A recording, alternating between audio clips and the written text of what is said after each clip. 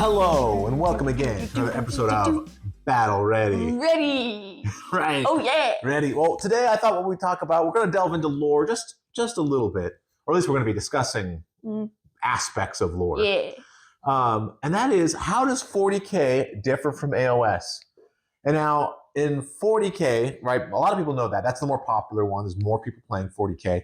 And I think most people have most, when I say people, I mean like most nerd people and wargamers. The bestest people. The best kind of people. Yeah. Have a sort of a general idea of the world of 40K, right? They might not even know the tagline, in the far future.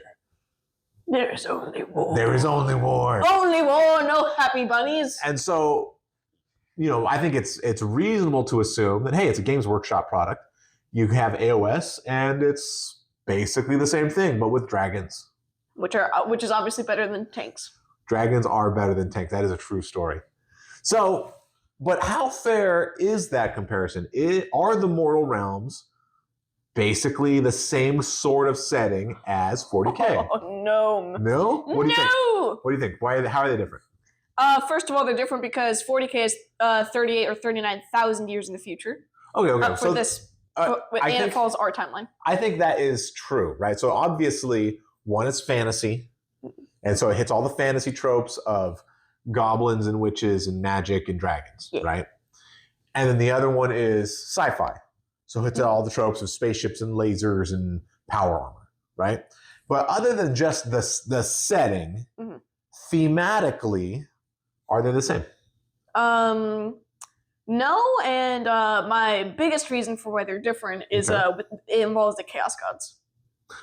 Okay, I don't know that's the biggest reason, but let's talk about the Chaos Gods. Reasons. Let's talk about the Chaos Gods. In 40K, the Chaos Gods aren't physical beings so much as these ideas shaped by their followers. Okay. Like Khorne has been shaped in their minds as this giant deity bathing in blood on this throne made of skulls. Right.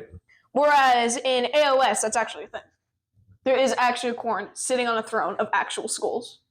Or at least I think it's certainly presented that way. I mean, Slaanesh, for example, is imprisoned. Imprisoned. You can't imprison an idea. In AoS. So clearly there's something to it. There's some kind of physicality, essence, some kind of being, right? Rather than just a force, like gravity or something like that. So yes, I think there is that. But I would say, I think the biggest difference between 40K and AoS is that 40K really sort of embraces, for the most part, I mean, 40K's got some funny stuff too, like orcs. Woo! There's quite a lot of humor in orcs. But I think 40K typically really embraces the grim darkness of it, right? Like everything is bad. There is only war. Even what are often protagonists of Space Marines are really like actively butchering they're just awful people doing awful things. Except for salamanders. Those guys are nice. Well, I mean, not to Xenos, they're not. To humanity, they are nice. So you have these people that are just xenophobic and killing, and they're brainwashed and cult-like, and they've got this oppressive religion. 1,000 souls a day to the Emperor. And this oppressive religion is so funny because the Emperor originally was not a religious guy. He's like, do not worship me, how dare you, He didn't want any kind of worship. So you've got this setting that's very much fostered in darkness and corruption, and even the so-called good guys are really quite bad. In fact, when I was reading the first 3 Horus Heresy books, there's this quote that keeps popping up from some ancient philosopher saying, the new light of science shines far brighter than the old light of sorcery. Why then can we not see as far? Okay. So I think that AoS is significantly different because now AoS certainly has its dark overtones, right? In AoS, Chaos owns like 90% of the land, right? We're focused on that 10% where there's a fighting chance. Yeah. But canonically, Chaos just owns everything, right? They are ascendant. There's a struggle just to eke out survival in a lot of places. But at the same time, you have the cities of Sigmar, who are out there doing stuff, where they've taken back the land, and there's this hope present. You have different factions that have each carved out their little area and, for the most part, defended it. And that's everything from like the Marathi's place. The name I forget. It has a name. Ugu? Well, she's in Ulgu, but her little fortress has a name. And they've repelled all these invaders all the way over to like Caradron Skyports, all the way over to Hagnar, that's what it is. Is it? Yeah, I thought her castle had a name, but maybe her castle might have its own separate name. But I know her her city is Hagnar. That is true. All the way to like Gutbusters, right? Who have their own little house. What do the Meat Fists have? The Great Gut Fort. The Great Gut Fort. Great Gut Fort. And it's like everybody has a place, their area. So it's not like except for Iron Jaws. Everywhere in the world is disease and death and destruction. Sure, that happens. Oh yeah. But not only is that are there places where that's not happening, but the storytelling focus is on those places. So when you're playing, if you're in the Stormcast, you're basically the good guys. Yeah. Now, of course, cities. There are some Stormcasts that are not great. But for the most part, you're talking about Hammers, you're talking about Hollowed Knights. Those are the two happiest boys. They really are good guys, right? Sometimes they might have to make hard decisions. Yeah. Right? Sure. But they really are people who are trying to make the mortal realms better, not merely kill off the Xenos so we can bring them into our evil cultish empire. Right? That's different. So I think AoS benefits from that in that when you're making up your own headcanon, when you have your army, it's not only war. There are other things going on, and you can create a force that is, or at least attempting, to be a force for good in the realms.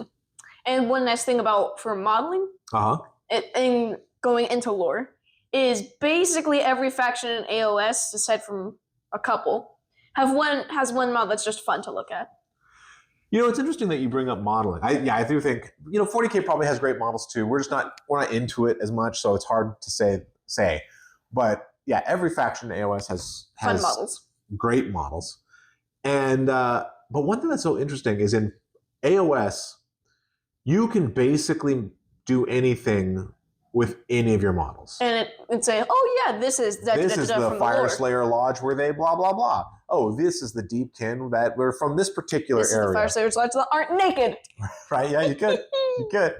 So you can make whatever you want. And now that's true in 40K, right? You can make your own chapter of Space Marine and decide how much they follow the Codex Astartes or whatever, right?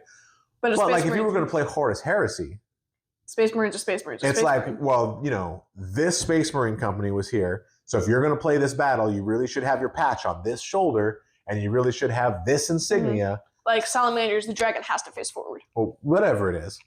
But in AoS, there really isn't that thing. There are some, like, if you want to follow the heraldry or whatever, it's like, here's how the Hollowed Knights look. Oh, here's how the cities of Sigmar from Greywater Fastness look. This is their color scheme, or whatever. And you can choose to follow that or not. One of the things that's interesting about AoS that I thought was so cool is when they came out with Fire and Jade, right, which is the Spearhead book with all the different spearheads in it. All of the spearheads were painted in non-normal colors. Yeah, that was fun. So it was really cool that when you're like, the Caradron were white and red. Yeah, I don't like Caradron. I don't like that color scheme. And then you look at them on the spearhead and you're like, oh, wait a minute. Awesome. They actually look pretty good this way. And I like that they put that out there because, normally when they have an official product, there's a official picture or a white dwarf or something like that, they stick with the base color schemes. They're like, here's what they look Poster like. boys. But in Spearhead, or at least in Fire and Jade, they really didn't. And I would love to see more of that because it really helps the creativity go.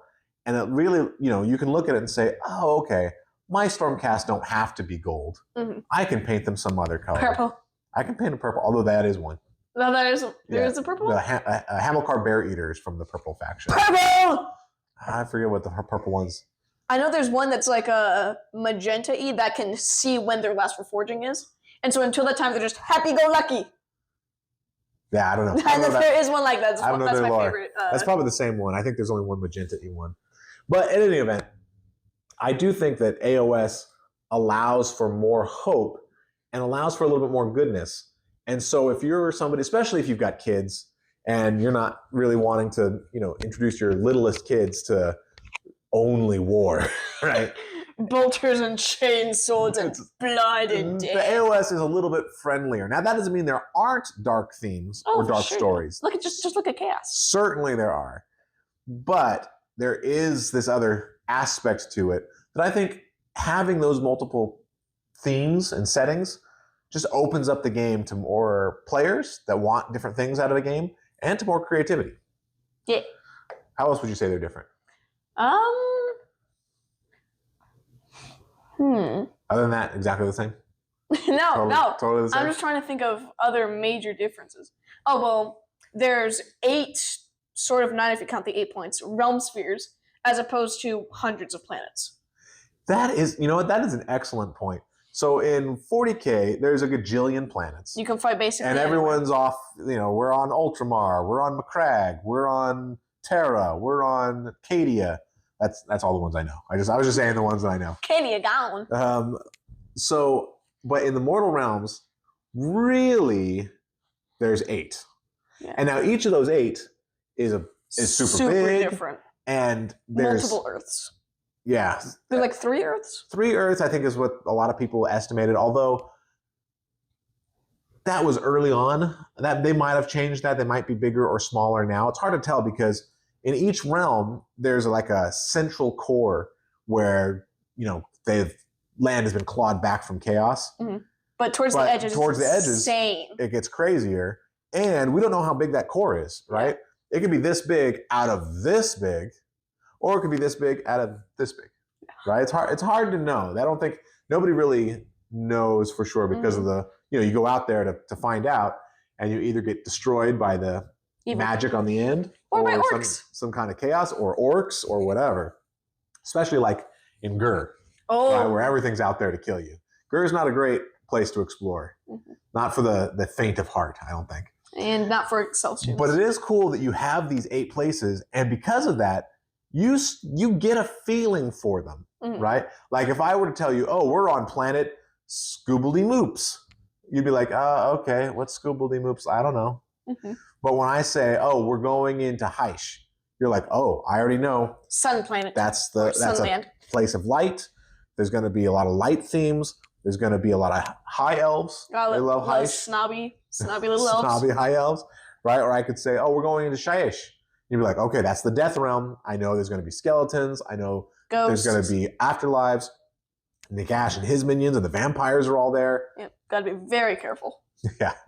So it gives you that sense of groundedness in a very high fantasy setting, right? It's all magical and fantastical. But wherever you go, you're like, okay, I know where we are. I know a bit about this. I know sort of what to expect.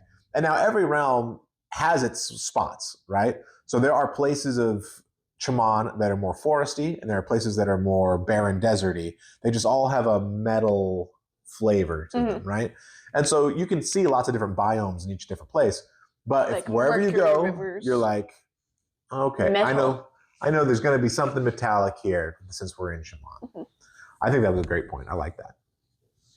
What else? What do you have? Oh, what do I have? Yeah, I just did one. It's your turn. I just talked about your one. Yeah. But it's time for you to come up with one. So I think the biggest one is just thematically there. It's just more open, right? There's more. It's not so driven by 40K's been out for what 30 plus years, something like that. There. And so it has so much more lore built into it that some of it is really sort of ossified, and it's like, this is the way. This is the right way. This is a Space Marine. No changing. Here's the box. You go in the box. That's the box for 40K. And I feel like AoS, while there are aspects of that if you want to play certain things, for the most part, you can do whatever you want with whatever you want. Maybe you have a bunch of witch elves who have decided to go out on their own, and they've lost faith in Marathi. But haven't joined the evil witch. But haven't joined Cthulhu, whatever her name is. Weird Spider-Man lady, and so you've got this independent branch, and so they can, have their own heraldry, they can do whatever, and you can make up their story as they go.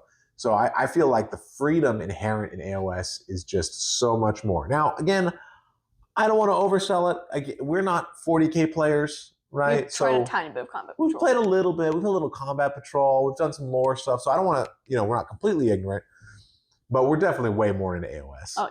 So maybe Orcs for life. Maybe there's going to be a comment below saying, actually, you guys are totally wrong, and you can do whatever you want in 40K, and there is hope. In which case, great. Let us know, because it's nice to have hope in 40K. I certainly have not seen that. I've read many books, and there is just no hope. Yeah, there's not a lot of hope certainly in the novels, which again is a contrast to AoS, because you read things like Plague Garden, you read stuff with Callus and Toll, and there are hopeful. Like, they face a lot of challenges. They go into some pretty dark places, but there are hopeful themes, and they have real success. Mm-hmm. It seems like in 40K, many, not all, but many of the stories are like Pyrrhic victories, or we won the day, but we had to annihilate a whole planet, or exterminatus. Whereas in AoS, they often do, not always, but often do have real consequential victories, mm-hmm. where they take back a realm gate from chaos, where the orcs finally get to plunder this thing they're going after. We get to plunder something. Where, things like that are happening. And so no matter what faction you're part of, all right, my faction, orcs, my Iron Jaws, there's going to be some stories where they succeed and just do great stuff. And there's going to be some stories where they get their butts handed to them. Like Grimspittle. See, it's realistic. So I think that's a lot better about AoS. So if you've been put off from 40K because of the grim darkness of the far future, come to AoS. I think you'll find a lot to like in AoS. Now, if you only like the grim darkness, AoS has some of that for you. Chaos. You can just play in that area and focus on those stories. So I think that the wider range will be able to cater to and serve a lot more interests. But let us know what you think in the comments below. Tell us, how would you compare the settings? Did we get it right? Did we get anything completely wrong and we don't know what we're talking about over here? Are there any more planets we should have named that are awesome? I'm sure there are more planets. Bael's a planet. That's where the Blood Angels are from. Sword of Ball. Sword of Ball. That one. Anyway, let us know. This has been another episode of Battle Ready. Ready. Thanks so much for watching.